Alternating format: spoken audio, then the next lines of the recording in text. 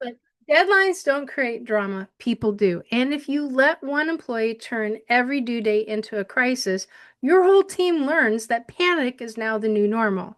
So, welcome to Solving People Problems, the show where leaders come when the people part of leadership is the hardest part. Now, I'm Brenda Neckbottle, and I've spent 30 years in HR, crisis management, and handling the kind of workplace chaos that no one warns you about. Every episode, we get straight to the point, real problems, real people, real situations that you can use to solve today's problems. Now, no theory, no sugarcoating at all, just the tools you need to lead with authority, to protect your sanity, and to keep your team performing at its best.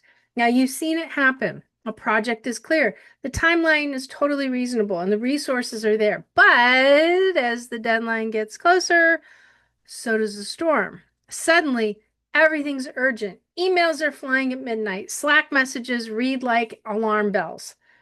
And instead of steady progress, you're managing chaos that never needed to exist.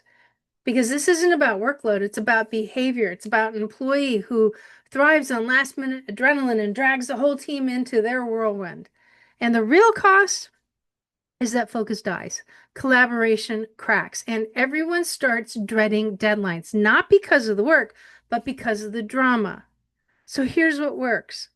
Deadlines don't surprise us, we set them. Now let's talk about how you manage your process so we're not in crisis mode again. That's the phrase that you use. That one sentence, it reframes deadlines as agreements, not as emergencies. It puts responsibility back on planning instead of panic, and it shows the team you value consistency over chaos because leadership isn't about absorbing somebody's drama, it's about removing their ability to spread it. Now, can we agree that every time you let drama drive the deadline, you're not building urgency, you're normalizing dysfunction? How many of you have watched one person's panic derail the focus of an entire team? How many of you have sacrificed your own time, energy, and sanity just to calm the storm they created? Now, how many of you let it slide because at least they got it done, even though the cost was burnout for everyone else? Now realize this, that drama doesn't prove commitment, it proves lack of discipline. Because you don't build a reliability by rewarding panic, you build it by demanding preparation.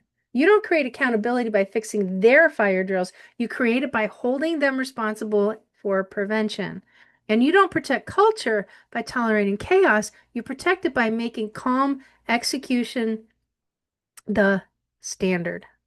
So, where in your leadership are you letting drama masquerade as dedication? Where are you lowering the bar by excusing panic as passion? And what would change if the next time the deadline circus rolled in, you shut it down with clarity instead of scrambling to cope? Because drama doesn't deliver results, discipline does. And the difference is whether you let chaos set the pace or demand calm as the standard.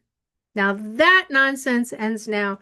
And on October 22nd in Virginia Beach, my Leadership Unleashed live event will show you what to say, when to say it, and why it works. So tense room settle and your team moves. It's not just another leadership event. It's the only room that you will find to get tools to deal with the chaos no one ever warned you about.